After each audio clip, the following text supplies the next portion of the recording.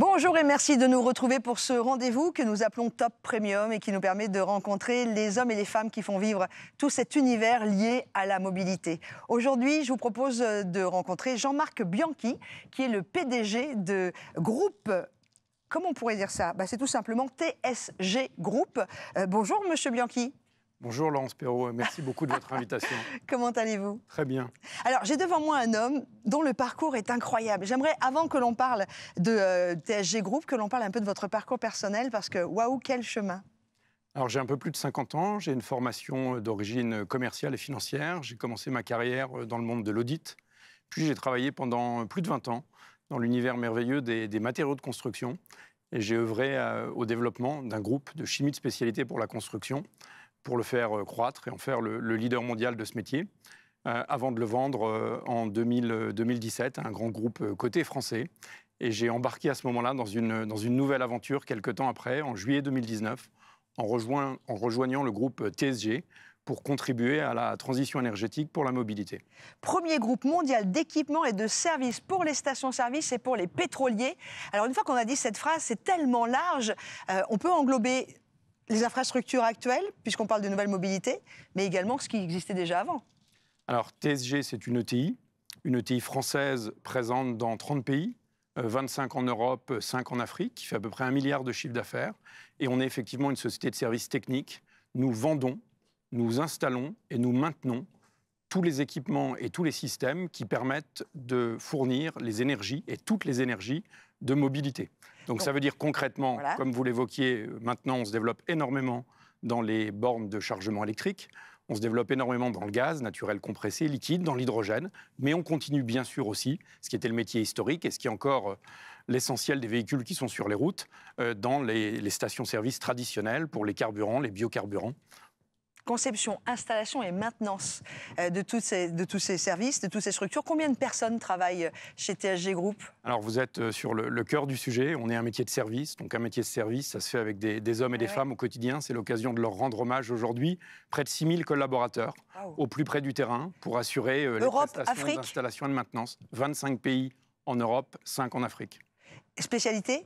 Spécialité, domaine technique, domaine du gaz, domaine de l'hydrogène, et puis surtout une culture et un sens du service avec une dimension extrêmement importante sur la qualité et la sécurité, puisque la particularité, c'est qu'on intervient sur des sites qui sont des sites en opération, qui reçoivent des clients et qui manipulent de l'énergie, donc par définition une dimension de danger et de sécurité à prendre pleinement à bord. Quelques idées des pays sur lesquels vous travaillez en Europe et en Afrique, pour plus de 25 au total? En Europe, on est à peu près présent partout. Les grands pays sont d'abord la France, l'Allemagne, le Benelux, l'Angleterre, l'Italie, la zone ibérique. En Afrique, on a 2 grandes zones, l'Afrique du Nord, notamment le Maroc, la Tunisie, et puis un petit peu plus au sud, l'Afrique du Sud en particulier. Alors évidemment, je ne peux pas vous rencontrer et ne pas vous poser la question, puisqu'il y a un tel bouleversement aujourd'hui, y compris dans le monde pétrolier, puisque vous travaillez aussi évidemment avec les sociétés pétrolières. Comment ça va dans le milieu pétrolier aujourd'hui, vous en particulier, vos clients en détail? Alors, TSG est une société qui a choisi dès 2019 d'accompagner la transition énergétique et d'offrir, au-delà des services traditionnels pour les pompes à essence, on va dire classiques, des services pour la mobilité électrique et pour le gaz.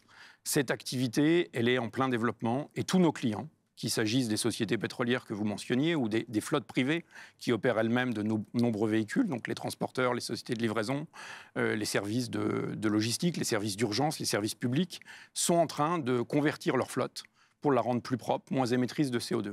Donc nos clients font face à ce changement et sont en train d'investir massivement dans les nouvelles énergies de mobilité. Et TSG a choisi de les accompagner.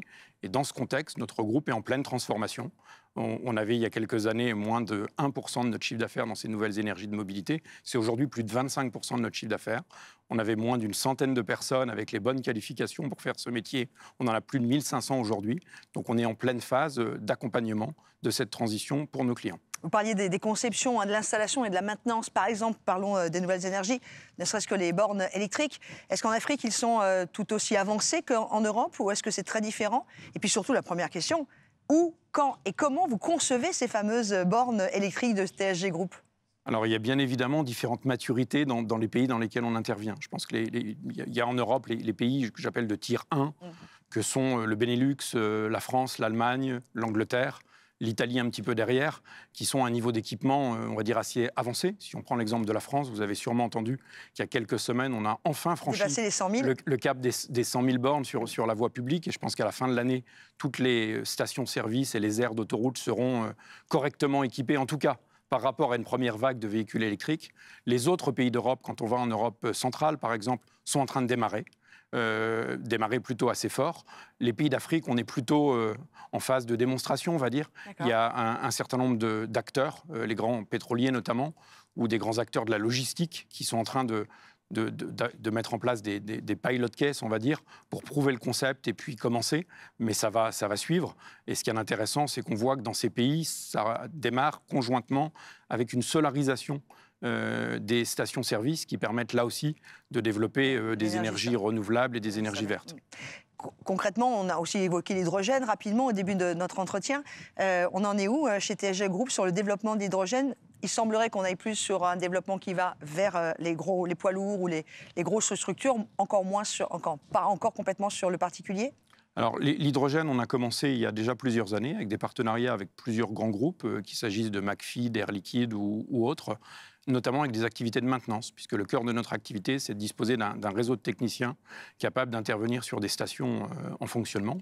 Et puis, petit à petit, avec ces partenariats, nous vendons maintenant des installations. Nous avons déjà vendu deux stations clés en main, l'une en France, l'autre en Pologne. On voit en France, dans le nord de la France.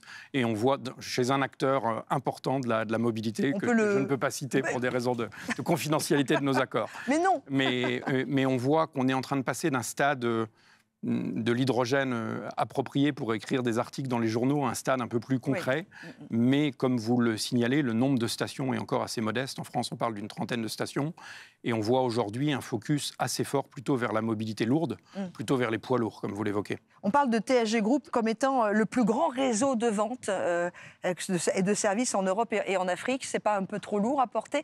Il n'y a pas des jaloux et de la concurrence qui arrivent d'Amérique ou qui arrivent d'autres pays aussi très développés? Alors, quand vous regardez le marché de la mobilité électrique, on annonce un marché qui va être multiplié par 5 dans les 7 prochaines années. Donc, bien évidemment, ça attire les convoitises et il y a beaucoup d'acteurs qui essayent de rentrer là-dedans. Je pense que c'est important qu'il y ait beaucoup de monde parce qu'il y a vraiment une forte croissance à soutenir. Il y a effectivement différents types d'acteurs. Nous, on a choisi de se positionner sur des segments assez clairs. Sur le B2B, on ne fait pas de B2C chez les particuliers. On est sur le B2B plutôt sur l'itinérance, ce que l'on appelle on the move. Donc les stations-service qui sont en train de se moderniser et de se rendre hybrides pour offrir différents types d'énergie. Les grands charge point operators, comme on évoque par exemple Electra, Route Charging, Leap, Route Charging en Angleterre, Unity, ce genre d'acteurs, Atlant par exemple, la JV du groupe Stellantis, mais aussi tous les acteurs de la livraison, des sociétés comme Amazon par exemple, qui sont en train d'électrifier fortement leur flotte automobile pour rentrer dans les villes. On a réalisé pour eux plus d'une centaine de dépôts dans 14 pays en installant plus de 5000 bornes. Donc la concurrence, elle est là. Et je dirais quelque part aussi heureusement parce qu'elle permet de faire face à la demande. Et puis c'est le jeu naturel d'une économie de marché. Y a-t-il des freins pour TSG Group aujourd'hui sur un développement pour demain? Quels sont-ils si effectivement vous avez des freins? Et est-ce que vous êtes aidé aussi par les services publics ou tout du moins par les structures étatiques? Le premier frein, et je lance un appel devant vous, c'est le recrutement et la formation des techniciens. On est un groupe de services. On a pu quasiment doubler la taille du groupe en 4 ans. Mais passant aussi de 3500 à 6000 collaborateurs. Si on veut continuer de croître, il faut recruter, former, fidéliser nos collaborateurs. Des techniciens, des ingénieurs dans le domaine électrique, dans le domaine du gaz. Et le premier frein, c'est la capacité à avoir les bonnes ressources dans les différents pays. Le deuxième sujet... Ressources humaines ou ressources énergétiques? Ressources humaines. Le deuxième sujet, vous le touchez exactement du doigt, voilà. C'est de dire la mise à disposition de la puissance électrique nécessaire pour satisfaire les installations qui sont à mettre en service. C'est difficile parce que tout le monde est en train de bouger en même temps, très rapidement.